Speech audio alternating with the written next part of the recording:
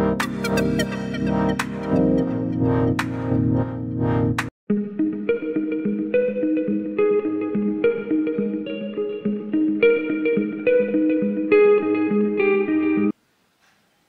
Friends, कसे आहात सर्वजण? आज आपण देगलूर येथील ऐतिहासिक हॉटेल मंदिरात जाणार आहोत।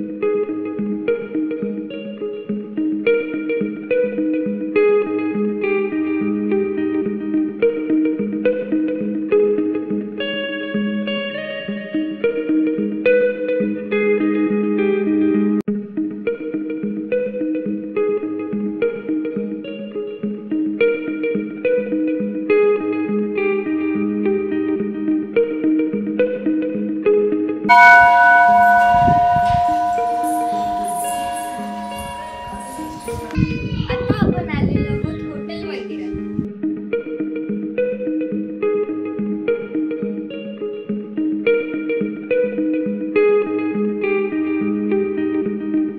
हे मंदिर 11व्या शतकात बांधलेले आहे।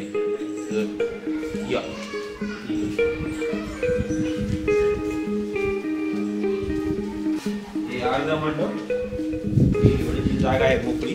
हे अर्ध मंडप, पूर्ण मंडप, मधली अंतराळ खोली, देव आहे ते गर्भगृह। 288 मूर्ती आहेत, 28 खांब आहेत आणि 45 सुरसुंदर आहे। हे सुरसुंदर दाखवतो। 4 फूट उंचीवर बांधकाम या मंदिर।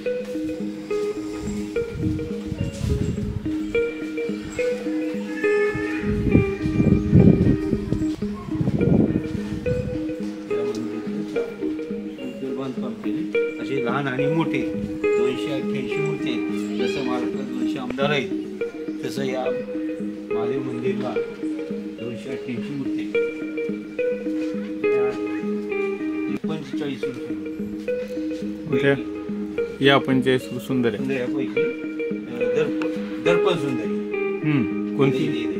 मित्रांनो, भग्नावशेषात खितपत पडलेल्या या ऐतिहासिक वास्तू म्हणजे आपल्या पूर्वजांनी समृद्ध आणि दैदिप्यमान असा ऐतिहासिक वारसा जतन करून ठेवला होता, हे त्याचं प्रतीक आहे। दुर्दैवाने आजच्या तरुण पिढीला या प्रतीकाचं महत्त्व राहिलं नाही। आजही आपल्या भारतामध्ये विदेशातील पर्यटक जेव्हा भेटी देण्यासाठी येतात, ते सर्वप्रथम जातात आपल्या ऐतिहासिक वास्तूंना भेट देतात। त्यांची शिल्पकला, त्यांची स्थापत्यशैली याचा कसून अभ्यास करतात आणि त्यांच्या चेहऱ्यावरचं समाधान पाहून खरोखर आपल्यालाही समाधान वाटतं। पण ही अशा स्वरूपाची जागरूकता आणि ही जाणीव आपल्या भारतीयांमध्ये होणं नितांत गरजेचं आहे। आजचा तरुण केवळ भाकरी, नोकरी आणि छोकरीमध्ये अडकून पडलेला आहे। आपले समृद्ध ऐतिहासिक वारसे हे आपण विसरत चाललो आहोत। त्याची होणारी डोळ्यासमोर नासधूस हे पाहून आपल्याला त्याचं काहीच वाटत नाही।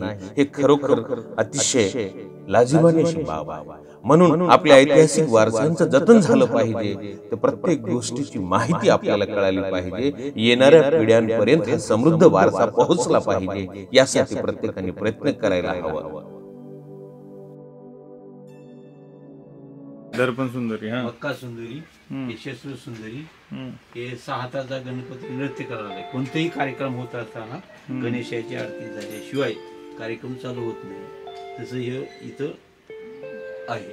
हे मंदिर लाडू खोडाला, हे मृदंग सुंदरी, हे डबरा वाजवायला, हे पुत्र वल्लभा सुंदरी लेकरू आहे ती, हे माठ आहे, पूर्वी बाहेरून शिवा होती, हम्म. इथं पाणी टाकलं की त्या पिंडीवर पडत होतं. हम्म. आता कोणी चालले ते ऊस सुंदर हे कोणते? बघा ऊस ऊस हम्म. एक घागरभर पाणी मावते याच्यात. हम्म. हे नरसिंह मंदिर, हिंदूला जसे नरसिंह आहे, हम्म. हे नरसिंह.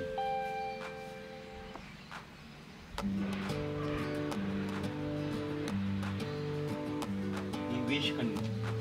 कोणतं हे का? हा इथं हे पायाला सर्व गुंड आहे, तिचं नाव विषखंडी. हम्म. हे कमळ सुंदर, आता कमळाचं हम्म. हे महाकाली. दर माणसं मारून तिनं मुंडक्याची माळ तयार केली, गळ्यात घालून घेतली. हातात मुंडका आहे आणि बरची आहे. तिचं नाव पुस्तकात चामुंडा. हम्म. चामुंडा. अंधकासूर वधमूर्ती. हम्म. अंधकासूर वधमूर्ती. एक माणूस एका माणसाला गडबड पुरलं, म्हणजे पूर्वीपासूनच एकमेकावर आणि आहे. हम्म. त्याचं नाव अंधकासूर वधमूर्ती. हे वीणावादनी सुंदरी, हम्म. बासरी, वीणा. ही घ्या मुर्दम सुंदरी. हम्म. पत्रलेखिका. हम्म. त्या काळात सुद्धा विद्वान होत्या महिला. हम्म. ते वर पेनाने लिहून तिला गुंटना सुंदरी म्हणून 3 जागी वागलेली. तिचं नाव गुंटना सुंदरी. हम्म. हे धनुर्धारी, हम्म. धनुष्य. हम्म. हे सुंदरी, नर्तिका सुंदरी. हम्म. हे नटराज. हम्म. त्याचं तोडफोड केले. आता ते माठात टाकले, पाणी पिंडीवर पडून इकडे येणार. हे नाली हम्म. बघा, तोडण्यात म्हणून खालून व्यवस्था केली नीट खाली. पोपट सुंदरी. हे कोणतं? पोपट सुंदरी. त्याच्या हातात अंगूर आहे वरी. ते अलंकार, ते अंगूर न दिल्यामुळे ती चोंचा त्यानं अलंकार धरले. पोपट सुंदरी. ह्याचं नाव पुष्पसारिका पुस्तकीत. आपण पोपट सुंदरी. हे बासरी वाजली सुंदरी, बासरी वाजली तोडफोड झाली. हे मुंगस सुंदरी. हम्म. मुंगस सुंदरी. असं देणारी वस्त्र धरून ओढणारी, तिचं नाव मुंगस सुंदरी. हे हरिहर. पण हरिहर विष्णू ते एकच आहे. इकडे गरुडा, इकडे गणपती. हे नर्तिका सुंदरी. नाचून नाचून जमली, हम्म. पायातली मुंग सोडलेली. हम्म. हे पुस्तक वाचिका. हम्म. असे एकूण 45 सुरसुंदरी आहेत. हम्म. हे हे सिद्धेश्वर मंदिर, हे पार्वती मंदिर, हे रेस्ट हाऊस आहे, स्विमिंग पूल, गार्डन होणार आहे. 7 एकर 8 गुंठे जमीन आहे. ही परमेश्वराची जमीन आहे. ह्या महादेव मंदिरला उपयोग आहे. ते महादेव मंदिर आणि पार्वती मंदिराचं अंतर 100 फूट अंतर आहे.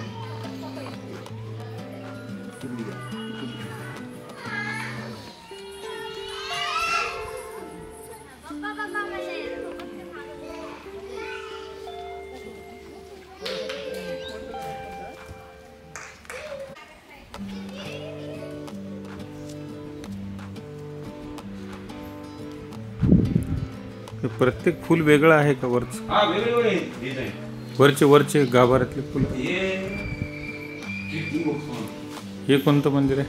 हे पार्वती. हम्म. त्याची बसलेली मोकळी जागा अर्धा मंडप. हम्म. हे स्टेज. तिथं गायन वादन नृत्य होत होतं. हम्म. हम्म. हम्म. तिथं वाजित होते सप्तस्वर, हम्म. सारेगम. त्या काळात पेटी नव्हती. त्या दगडावर सप्तस्वर असे आवाज आहेत. सा, रे,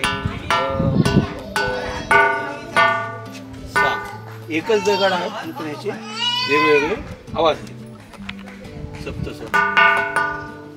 या दगडाचे तार, दगडाची. हे नर्तिका सुंदरी, विषकन्या. हे महादेवाचा अवतार, कालभैरव. हो. आता याच्यापासून ते बघा याला रक्त ठेवलं ते माळ माणसाचे मुंडक्याचे माळ गळ्यात घातले ते रक्त ठेवलं तिथे सगळी विषखनिया ही मंगल सुंदरी त्याची हे पण मंगल सुंदरी इथली होणार आहे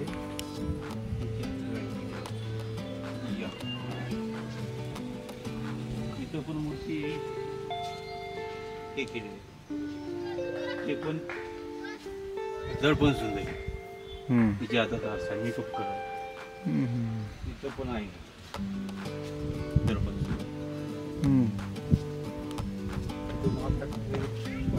आता हे पार्वतीला पाणी वाहिलं पडून पाणी येते ही नाली हे पुस्तक वाची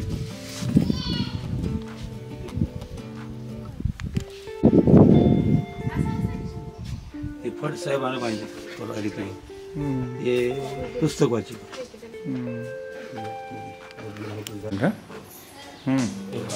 तिथे आहे कीर्ती कोणतं हे त्याला भूक लागली होती खायला काही नसल्याने त्यानं स्वतःलाच खाऊन गेलो त्याचं नाव कीर्तिमुख ते द्वारपाल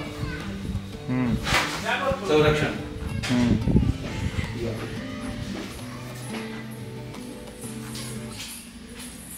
त्या काळी झुला बैठकीला आपण बांबूचं वापरते पूर्वीपासून ती आहे हे धन आहे धनुष्यवान हे शंख कोणतं सांग हे त्रिशूळ हे तिरपण मूर्ती एका दगडात 3 मूर्ती आहेत कोणत्या मूर्ती एका दगडात 3 मूर्ती आहेत हे कैलासवरती महादेव पार्वती हे महादेव पार्वती दोघं आहेत महादेव पार्वती उजडा हे गणपती व हे पिंड नसल्यामुळे पार्वती याला फेरी राहील ना दक्षिण हे मंदिर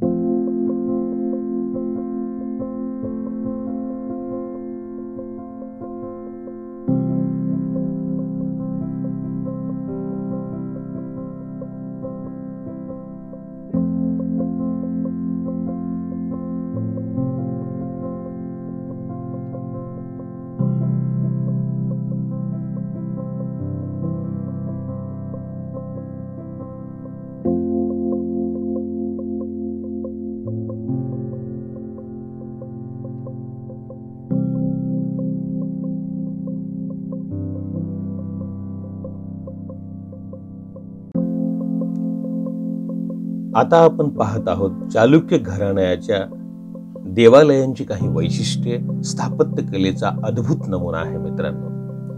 तर बघा, चालुक्य शिल्प स्थापत्य कला पारंगत होते. या देवालयांची अनेक वैशिष्ट्ये आढळतात. चालुक्य देवालयांच्या ज्या उंच अशा सज्जा होत्या त्या सरळ, जाड आणि रुंद असतात. चालुक्य देवालयांच्या द्वारपट्टिका अलंकारिक असतात. चालुक्य देवालयांमध्ये कलश पात्राची शिल्परचना असते. चालुक्य देवालयांच्या उंबरठ्यावर कीर्तिमुख असते. चालुक्य देवालयांच्या शिल्परचनेत अष्टदिक्पाल व सप्तमात्रका शिल्प असतात. अशा स्वरूपाचं ते वैशिष्ट्य आहे.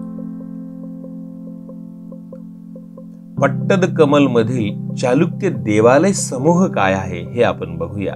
विरूपाक्ष मंदिर, संगमेश्वर मंदिर, पापनाथ मंदिर, मल्लिकार्जुन मंदिर, काशी विश्वेश्वर मंदिर, गलांगनाथ मंदिर, जांबुलिंग मंदिर, अशा प्रकारचे मंदिरांची त्यावेळेस विविध प्रकार होते. चालुक्य घराणं काय आहे? चालुक्य घराणे दक्षिण भारतात आणि महाराष्ट्राच्या काही भागावर राज्य करत होते. चालुक्याची राजधानी पट्टदकल किंवा वातापी, आत्ताची बदामी ही होती. चालुक्य शिल्प स्थापत्य शैली ही इसवी सनाच्या 6व्या व इसवी सनाच्या 12व्या शतकादरम्यान अस्तित्वात असलेल्या चालुक्य साम्राज्यात प्रचलित असलेली स्थापत्य शैली होती. तर अशा प्रकारच्या या शैलीचा आपण या ठिकाणी बारकाईने अभ्यास करणार आहोत.